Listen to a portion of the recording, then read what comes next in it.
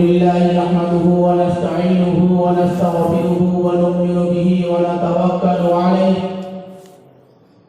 व नऊज़ु बिल्लाहि मिन शुरूरि अनफुसिना व मिन सय्यिआति अमालिना मन यहदिहिल्लाहु फला मुदिल्ल लहु व मन युद्लिलहु फला हादिय लहु व नशहदु अन ला इलाहा इल्लल्लाहु वहदहु ला शरीका लहु व नशहदु अन्न सय्यिदना व नबिय्यना व मौलाना मुहम्मदन अब्दुहु व रसूलुहु الذي أرسل إلى الناس كافة بشيرا ونذيرا وداعيا إلى الله بإذنه وسراجا منيرا وصلى الله تعالى عليه وعلى آله وصحبه وبارك وسلم تسليما كثيرا كثيرا أما بعد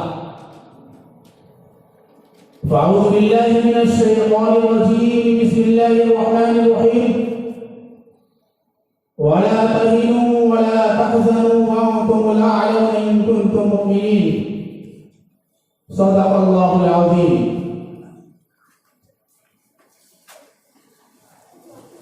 मोहतरम बुजुर्गों, दोस्तों, असातिज़ाए किराम और अजीज तलबा,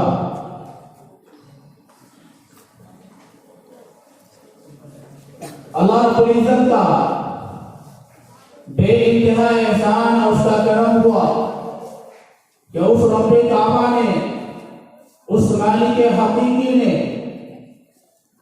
हमें आज के इस तारीखी दिन की मुनासबत से थोड़ी देर बैठने की तौफीक और रहमत फरमाई।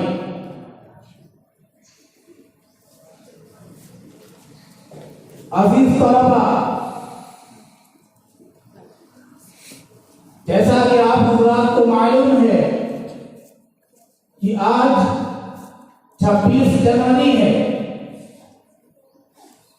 और ये वो दिन है, ये वो तारीख है जिस दिन हमारे मुल्क का आईन, कानून और लागू किया गया था।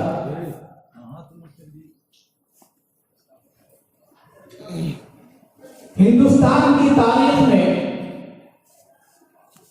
दो तारीख बड़ी अहमियत की हामिल हैं। एक है 15 अगस्त 1947, दूसरी तारीख है 26 जनवरी 1950 ईस्वी।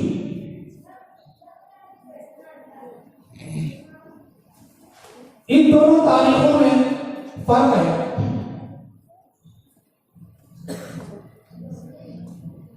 15 अगस्त 1947 में जो हमें आजादी मिली, हम हर साल 15 अगस्त को झंडा फहराते हैं, लेकिन उस झंडे के फहराने में तरीका थोड़ा सा अलग होता है, दोनों में फर्क है।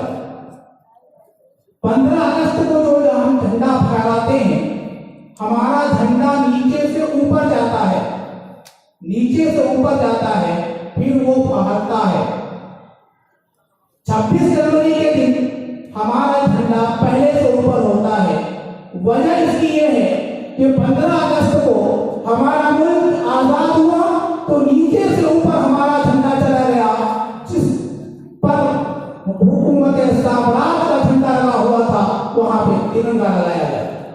तो नीचे से ऊपर गया 15 अगस्त को और 26 जनवरी को, क्योंकि हमारा झंडा पहले से ऊपर ही था, इसलिए हम ऊपर करके ही फहराते। दूसरा बात यह है कि 15 अगस्त को मुल्क का प्रधानमंत्री लाल किले पर झंडा फहराता है और 26 जनवरी को सदर, मुल्क के सदर जमहूरिया इंडिया गेट पर झंडा फहराते हैं, लाल किले पर नहीं।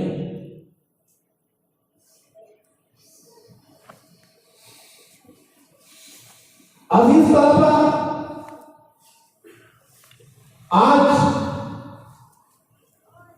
हमारे दरमियान से हिंदुस्तान की आजादी की जो तारीख है एक तरह से मिटाया जा रहा है, उसको खत्म किया जा रहा है। असल तारीख को निस्तो नाबूद करके नकल और नकली तारीख को ईजाद किया जा रहा है। इसलिए हमारा फरीजा है, हमारा ये काम होना चाहिए कि हमें अपने इस मुल्क की जंग आजादी की तारीख याद होनी चाहिए। वो कौन जो अपने पुरखों की तारीख भुला देती है, पस्ती और भाई उसका मुकद्दर बन जाता है।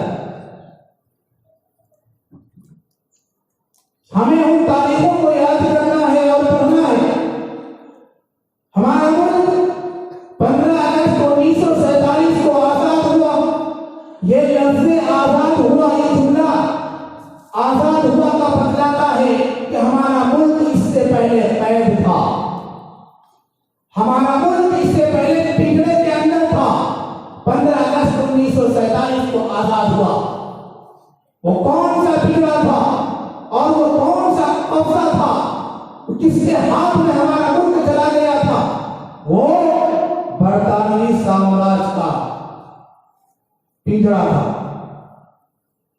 बरतानवी साम्राज्य का कब्जा था। 15 अगस्त 1947 से पहले हमारे मुल्क के ऊपर जिस्म के घोड़े, मन के तारे जब हमारी इस धरती पर आए, इस रुए जमीन पर आए, तो उनका इरादा नेक नहीं था। उनका इरादा सिर्फ और सिर्फ ये था कि पूरे हिंदुस्तान के अंदर अपना दबदबा, अपना रोब कायम करना और अपना मिशन आगे बढ़ाते रहे। बंगाल की सरजमीन से नवाब सिराजुद्दौला और मैसूर की धरती से टीपू सुल्तान शहीद रहिमहुल्लाह मैदान कारज़ार में आते हैं, मैदान जहाज में आते हैं, मैदान में कदम रखते हैं।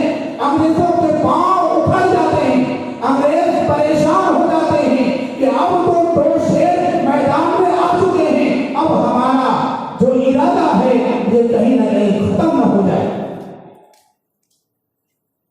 इन दो लोगों ने अंग्रेजों के खिलाफ बगावत शुरू की है और उनके साथ जंग की।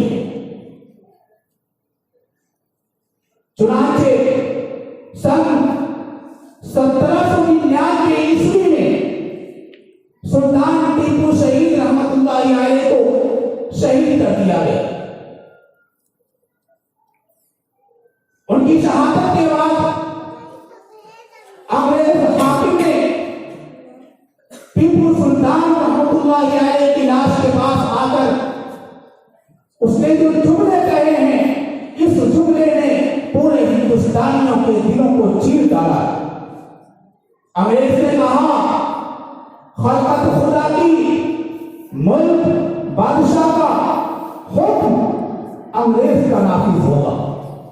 यानी ये जमीन, ये धरती तो खुदा की होगी,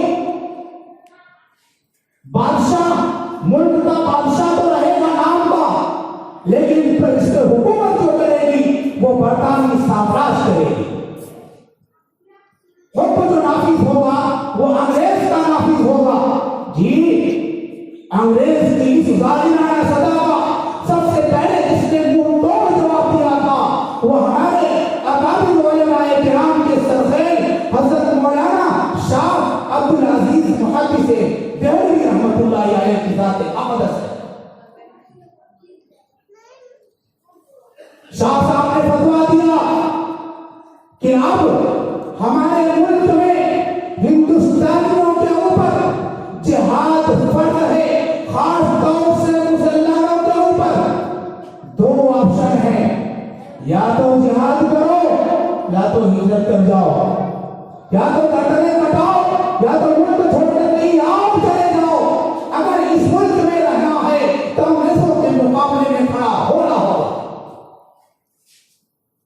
ये फतवा दिया था शाह साहब ने इस फतवे के नतीजे में सन 1803 ईस्वी में फतवा दिया गया और सन 1831 ईस्वी में सैयद अहमद शहीद रहमतुल्लाह अलैहि की सरबराही में एक जमात बालाकोट की पहाड़ी पर जाती है। अंग्रेजों के साथ खरीद गुलाम से मुकाबला करने के लिए अंग्रेजों ने कुछ हिंदुस्तानियों को पैसे के बलबूते खरीद लिया था। उन गद्दारों से मुकाबला करने के लिए सन 1831 ईस्वी में बालाकोट की पहाड़ी पर मुंतखब उलमाए किराम का एक गिरोह जाता है और जाने शहादत नोश कर देता है। सारे उलमाए किराम को उन ज़रख़रीद गुलामों ने शहीद कर दिया, लेकिन यह कारवां चलता रहा, रुका नहीं। सन 1857 ईस्वी के अंदर शामली के मैदान में वो मामला हुआ है, वो जंग हुई है, वो लड़ाई हुई है कि जिसको तारीख के सफ़हात में सुनहरे रूप से लिखे हुए,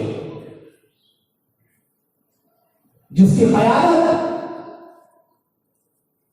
सईदुल ताइफा हाजी इमदादुल्लाह महाजी मक्की रहमतुल्लाह अलैह कर रहे थे और उनकी मुआवनत, उनकी मदद हुज्जतुल इस्लाम हज़रत मौलाना कासिम नानवी रहमतुल्लाह अलैह और फ़क़ीहुन नफ्स हज़रत मौलाना रशीद अहमद गंगोही रहमतुल्लाह अलैह फरमाए।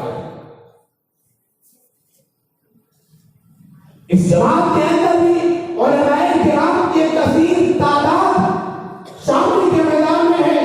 जंग हो रही है अंग्रेजों से, मुकाबला चल रहा है अंग्रेजों से।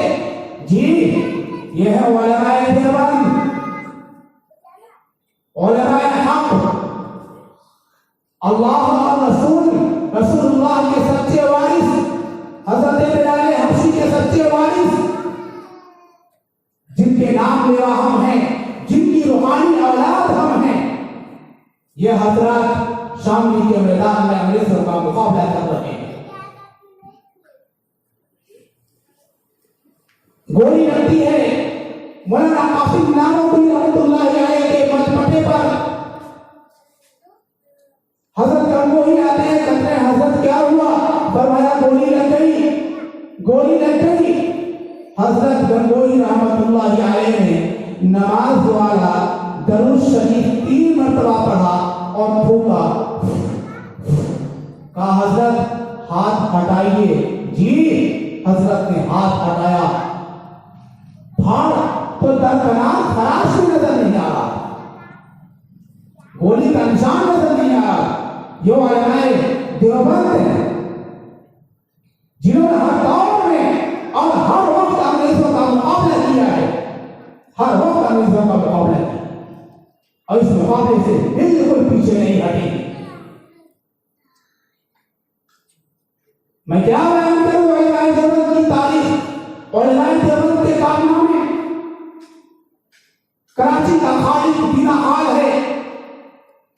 अंग्रेज जज के सामने हुसैन अहमद मदनी रहमतुल्लाह अलैह की पेशी है। अंग्रेज जज के सामने हुसैन अहमद मदनी को लाया जाता है। अंग्रेज जज कहता है, हुसैन अहमद मदनी, मैंने सुना है तूने फतवा दिया है कि अंग्रेज की फौज में भर्ती होना हराम है, हराम है। जी, हुसैन अहमद मदनी कहते हैं दिया क्या होता है, अब भी देता हूं कि अंग्रेज की फौज में भर्ती होना हराम है, हराम है, हराम है। अंग्रेज जज कहता है, हुसैन अहमद तुम्हें मालूम है हमारे कलम में कितनी ताकत है? फरमाया पता कितनी ताकत है? फरमाया अगर मैं लिख दूं तो तुझे फांसी हो जाए, तुझे तख्ते-ए-दार पर लटका दिया जाए।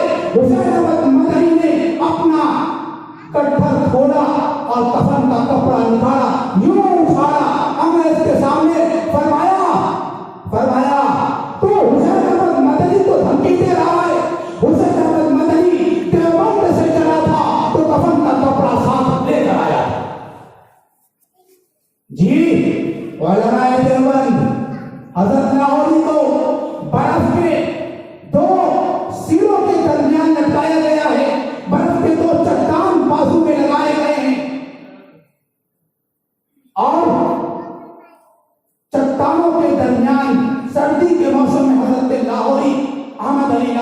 रहमतुल्लाहि अलैह को लिटाया गया, बेहोश हो गए, पूरा बदन ठंड पड़ा हुआ है, कड़क हो गया है।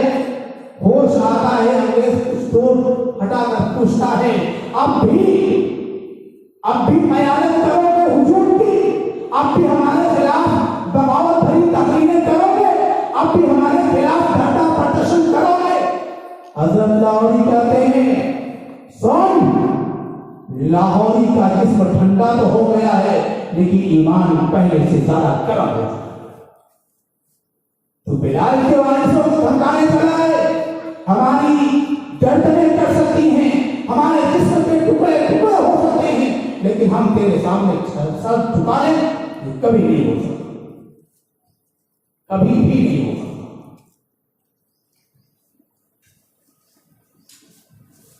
सन 1900 ईस्वी के अंदर अंग्रेजों ने एक चाल चली। वो चाल ये थी, जब देख लिया कि हिंदू मुस्लिम इत्तेहाद टूट नहीं रहा है, तो सन 1900 ईस्वी के अंदर अंग्रेजों ने एक चाल चली। वो क्या? हिंदू मुस्लिम लड़ाओ और राज करो, हिंदू मुस्लिम को अलग करो। जी, हिंदुओं से कहा, हिंदुओं के मन की बात कही, फरमाया यूपी के गवर्नर ने कि आज से कचहरियों के अंदर, अदालतों के अंदर जो तहरीर आएगी वो हिंदी खत्म रस्म में रहेगी, खत्म रस्म में रहेगी, रस्मुल खत्म में रहेगी, रस्मुल खत्म में रहेगी हिंदी तहरीर। जो दरखास्त आप लेकर आओगे वो हिंदी में होनी चाहिए, उर्दू और अरबी की दरखास्त काबिल कबूल नहीं। हज़रात मोहतरम, हिंदुओं ने देखा, हमारे हिंदू भाइयों ने, कि अंग्रेज तो हमारे मन की बात कर रहा है, हमारे बारे में ये कह रहा है कि अदालतों के अंदर, कचहरियों के अंदर अब जो दरखास्त आएगी वो हिंदी तहरीर में होगी। ये तो हमारे मन की बात कर रहा है। कुछ मोहब्बत जागी हमारे हिंदू भाइयों के अंग्रेजों की तय। उधर मुसलमानों से कहा कि बंगाल की सरजमीन में बसने वाले अक्सरियत मुसलमानों की है, हम चाहते हैं कि मुसलमानों का एक सूबा हो, वहां मुसलमान हाकिम हो, मुसलमान सीएम हो। मुसलमानों को लगा यार तो मुसलमानों की बात कर रहा है। अंदर ही अंदर हिंदू मुसलमान आपस में एक दूसरे से नफरत करने लगे। इसका नतीजा यह हुआ कि सन 1916 ईस्वी में यह नफरत शबाब पकड़ गया और ऐन मुमकिन था कि जंग शुरू हो जाए हिंदू मुसलमान के दरमियान। एक मुआहदा होता है कांग्रेस और मुस्लिम लीग के दरमियान। बहरहाल जंग रुक गई। उसके बाद ये कारवां चलता रहा, लड़ाई चलती रही, झगड़े चलते रहे। आते आते सन 1921, सन 1922, सन 1930, 1942, 1946 ईस्वी जो तारीखें हैं ये मारका और लड़ाई की तारीखें। हिंदुस्तानियों और अंग्रेजों के बीच मारका जो हुआ है इन तारीखों के अंदर, इन तारीखों के अंदर उनको बयान किया गया है। इस मुख्तसर से वक्त में सारी चीजों का, सारी तारीखों के ऊपर बयान करना और रोशनी डालना मैं समझता हूं कि मुनासिब नहीं है। बहरहाल सन 1946 के अंदर मुंबई के अंदर बाहरी पेड़े की बगावत करने की सूरत में पुलिस ने हिंदुस्तानियों को अपनी गोलियों का निशाना बनाया और उसमें सबसे ज्यादा अगर किसी ने अपना सीना पेश किया था तो वो उलमाए किराम की जमात थी। तारीख में लिखा हुआ है, तहरीक आजादी किताब है मौलाना आसिफ अदरवी रहमतुल्लाह अलैह की, उन्होंने लिखा है कि तकरीबन 20 या 50,000 उलमाए किराम की तादाद थी जिसको अंग्रेजों ने अपनी गोलियों का निशाना बनाया। हकीकत यह है कि इस मुल्क की खातिर और इस मुल्क को परवान चढ़ाने के लिए, इस मुल्क को सींचने के लिए हमारे अकाबिर उलमाए किराम ने, मुसलमानों ने जितना खून दिया हुआ है हम उसको बयान नहीं कर सकते। इसके बावजूद हम पर गद्दारी का इल्जाम लगाया जाए, हमारे खिलाफ प्रोपेगेंडे बनाए जा रहे हैं। इस वक्त मुल्क की और आलमी सूरत हाल ये है कि इस्लाम और अहले इस्लाम के खिलाफ बगावत भरी तकरीरें की जाती, नफरत का माहौल पैदा किया जा रहा है, बर्बरियत का माहौल पैदा किया जा रहा है और ये कोशिश की जा रही है कि पूरी दुनिया से इस्लाम और मुसलमानों का खात्मा कर दिया जाए। लेकिन शायद उन्हें मालूम नहीं है, युरीदून लियुत्फिऊ नूरल्लाहि बिअफ़वाहिहिम वल्लाहु मुतिम्मु नूरिही वलौ करिहल काफ़िरून। वो जानते नहीं हैं, वो ये समझते हैं कि हम अल्लाह के नूर को अपनी फूकों से बुझा देंगे, अपने मुंह से फूक मारकर बुझा देंगे, लेकिन अल्लाह तो अपने नूर को पूरा करने वाला है, काम करने वाला है। अगर ये नाफरमान उसको नापसंद समझे।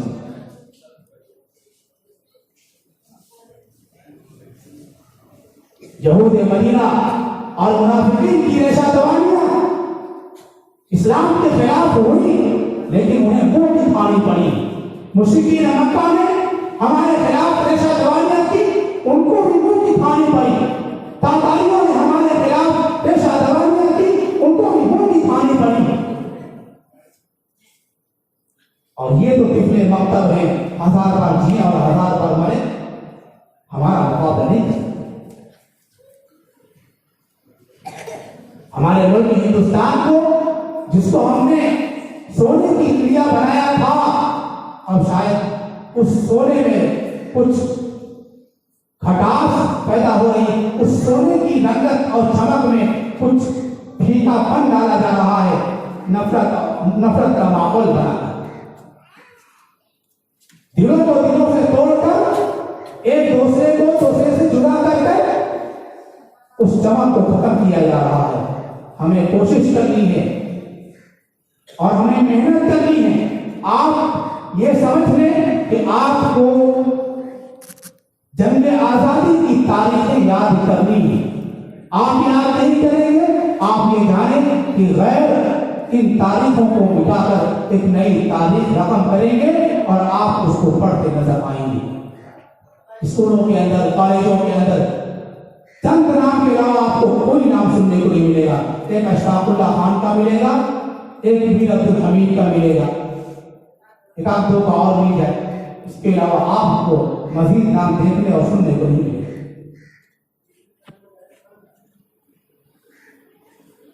ये मेहनत आपको करनी है। 15 अगस्त 1947 को हमारा मुल्क 14-15 की रात में तकरीबन 12 बजे हमारा मुल्क हिंदुस्तान आजाद हुआ और एक खुशी की लहर दौड़ी। पूरे हिंदुस्तान के अंदर खुशी मनाई जा रही थी। उसके बाद कानून साजी का